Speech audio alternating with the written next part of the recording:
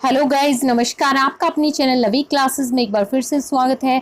आज आपके लिए वीडियो जो लेकर के आए हैं वो है आपकी Netaji Subhash Chandra university of technology Delhi में कुछ वैकेंसीज निकली हैं, उनको मैंने सोचा कि आपके साथ शेयर करूं ताकि जो भी लोग इनका बेनिफिट उठा सकते हैं, जो भी लोग एलिजिबल हैं फॉर्म भरने के लिए, वो ज़रूर से ज़रूर अप्लाई करें। तो ये जो है ये नॉन टीचिंग वैकेंसीज निकली हैं। आपको बता दूं कि इसके लिए जो ऑफिशियल वेबसाइट है वो है, आपको ये दिया हुआ है यहाँ पर उसका लिंक, आप इस पर जा सकते हैं www.nsut.ac.in। तो आप इस पर जा कर के सारी डिटेल्स आप यहाँ पर से भी चेक कर सकते हैं, और जो ज़रूरी डिटेल्स हैं वो मैं आपके साथ वीडियो में शेयर करने वाली हूँ। अगर आपने चैनल को अभी तक सब्सक्राइब नहीं किया है तो सब्सक्राइब कर लीजिए, क्योंकि आपके लिए अच्छी से अच्छा हम स्टडी मटेरियल और जो वैकेंसीज हैं वो लेकर आते रहते हैं। तो इसके लिए मैं आपको बता दूं कि जो कि नेताजी सुभाष चंद्र यूनिवर्सिटी है टेक्नोलॉजी की, तो इसमें ये है, आप इसका कैंपस जो है मेन कैंपस वो सेक्टर 3 में है, दिल्ली में सेक्टर 3 द्वारका में ये आपका पड़ता है। और इसके दो और भी कैंपस हैं, ईस्ट कैंपस और वेस्ट इसके दो कैंपस हैं, ईस्ट एंड वेस्ट कैंपस। तो इनमें कहीं पर भी आपको जो है जॉब लोकेशन मिल सकती है, कहीं पर भी आपको सिलेक्शन के बाद पोस्ट किया जा सकता है। वैकेंसीज की अगर बात करें तो लोअर डिवीजन क्लर्क की जो वैकेंसीज हैं, जो कि ग्रुप सी की पोस्ट हैं, उनके लिए इन्होंने 12th स्टैंडर्ड मांगा है, और आपकी 35 वर्ड पर मिनट जो है टाइपिंग स्पीड होनी चाहिए। लेवल 2 जो है पे मैट्रिक्स का, उसके अंदर ये वैकेंसीज आती हैं। 7th पे कमीशन के हिसाब से आपको सैलरी मिलने वाली है। पर एक चीज़ ध्यान रहे कि इसकी अपर एज लिमिट जो है वो है 27 ईयर्स। फिर इसमें और दूसरी वैकेंसीज जो निकली हैं वो जूनियर स्टेनोग्राफर की है। स्टेनोग्राफर की पोस्ट के लिए जो है इन टोटल आपकी 10 वैकेंसीज है, और इन वैकेंसीज का फिर डिस्ट्रीब्यूशन है। जैसे EWS कैटेगरी की एक वैकेंसी है, SC ST OBC की है 3 वैकेंसी।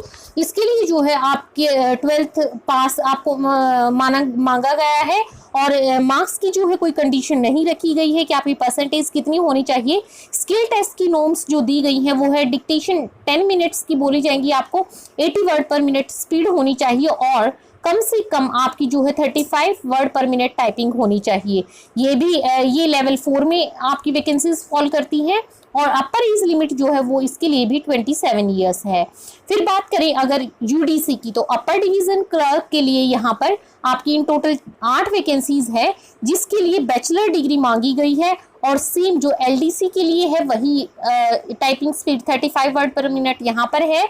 और जैसे कि हमें काफ़ी जगह मिलता है कि LDC के लिए कम और UDC के लिए अपर एज लिमिट जो होती है वो थोड़ी ज़्यादा होती है, लेकिन ये चीज़ यहाँ मायूस करने वाली है कि केवल 27 years he upper age limit यहाँ पर दी गई है।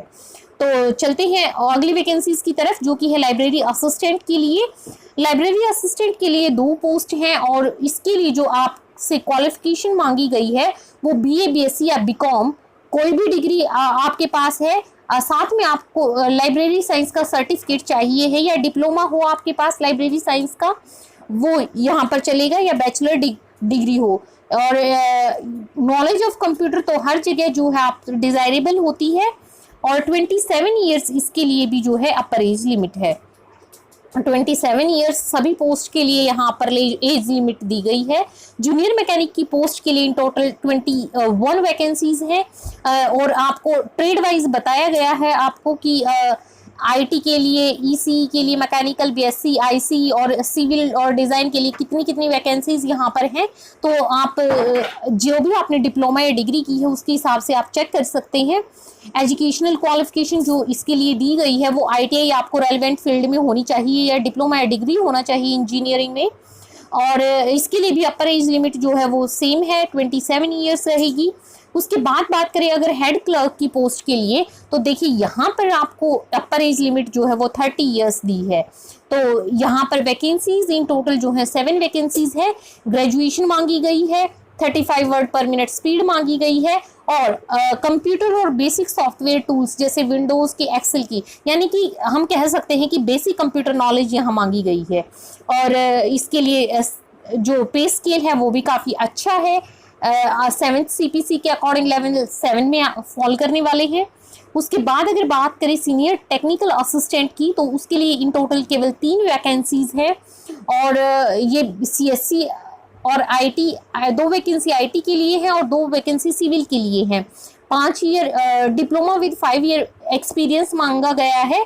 अगर आपने बीटेक या BE की है तो आप फिर एक्सपीरियंस आपके लिए मैंडेटरी नहीं है।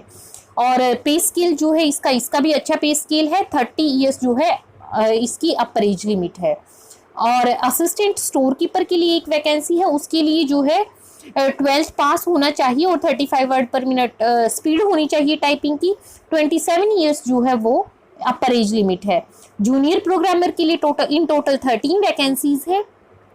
तो और इसके लिए जो मांगी गई है क्वालिफिकेशन वो आपकी MCA या MTech होनी चाहिए, और 30 ईयर्स जो है इसके लिए अपर एज लिमिट है।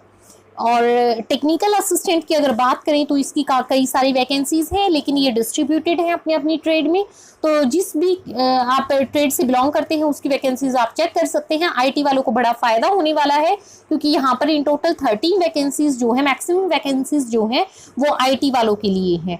और बात करें अगर इसकी एजुकेशनल क्वालिफिकेशन की, तो आपको कोई भी, आपने डिप्लोमा किया है, स्टेट बोर्ड से किया है, या लेबोरेटरी एक्सपीरियंस कोई भी अगर आपके पास है, 2 इयर्स इंडस्ट्रियल या लेबोरेटरी एक्सपीरियंस, या आपने BTech या BE किया है, तो आप इसके लिए अप्लाई कर सकते हैं। और जो फिजिक्स और केमिस्ट्री डिपार्टमेंट की बात करें तो उसके लिए BSc विद 2 ईयर एक्सपीरियंस या फिर MSc आपकी कंप्लीट होनी चाहिए। लेकिन अपर एज लिमिट इसमें भी केवल 27 ईयर्स ही है। तो ये सारी वैकेंसीज की डिटेल मैंने आपके साथ शेयर की है। एज रिलैक्सेशन जो है वो आपको इनकी गाइडलाइंस के हिसाब से मिल सकता है, लेकिन आप जो अनरिजर्व्ड कैटेगरीज थी उनके लिए मैंने आपको बता ही दिया था कि क्या रहने वाला है। जो भी आपको बताया गया था कि अपर एज लिमिट वो सब अनरिजर्व्ड कैटेगरीज के लिए थी, और बाकी एलिजिबिलिटी क्राइटेरिया आप यहाँ से देख सकते हैं। रिजर्वेशन बेनिफिट किस किस को मिलने वाला है वो आप यहाँ से आराम से चेक कर सकते हैं। एज में जो कंसेशन मिलेगा वो SC ST को 5 ईयर्स, OBC को 3 ईयर्स, PWD को 10 ईयर्स, और PWD के साथ अगर SC ST से बिलोंग करते हैं 15 ईयर्स।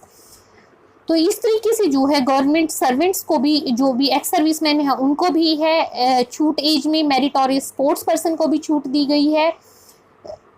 डिसेबल्ड पर्सन्स को, विडोज को, डाइवोर्सी वीमेन को, और कॉन्ट्रैक्ट एम्प्लॉयज़ को यहाँ के, या फिर आपकी यूनिवर्सिटी के कॉन्ट्रैक्ट एम्प्लॉयज़ है, सबको यहाँ एज की छूट मिली है। और इस चीज़ का बेनिफिट वो लोग आराम से उठा सकते हैं। जो ऑनलाइन एप्लीकेशन के लिए पोर्टल है वो आपका 27 जून से लेकर के 31 जुलाई तक एक्टिव रहेगा। तो इस बीच आप कभी भी अप्लाई कर सकते हैं। तो लास्ट डेट का इंतज़ार ना करें, जितना जल्दी हो सके आप अप्लाई करें। मोड ऑफ सिलेक्शन जो है वो as usual computer based exam होगा, या फिर उसके बाद जो है जो भी उसमें शॉर्टलिस्ट किए जाएंगे उनको स्किल टेस्ट के लिए या फिर प्रैक्टिकल टेस्ट या इंटरव्यू जहां पर एप्लीकेबल होगा उसके लिए बुलाया जाएगा। बाकी आपको एग्जामिनेशन के लिए क्या क्या गाइडलाइंस फॉलो करनी है वो जैसे दूसरे एग्जाम्स में होती हूँ उसी तरह से हैं।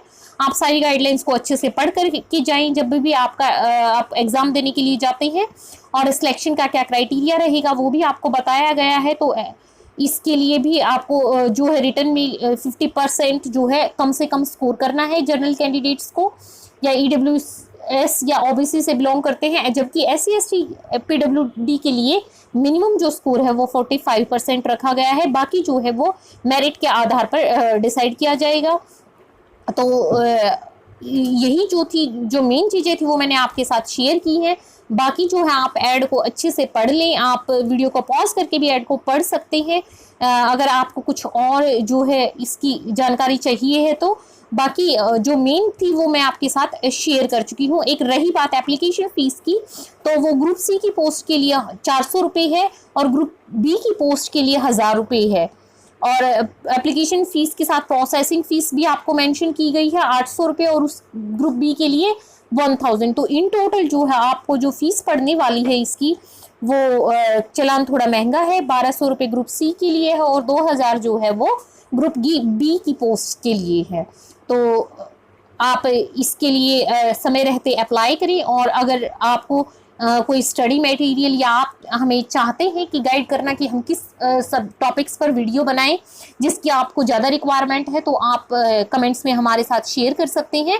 स्टडी मटेरियल के लिए आप जो है हमारी प्लेलिस्ट चेक करते रहिए, चैनल को सब्सक्राइब कर ले, नोटिफिकेशन ऑन कर ले। Thank you.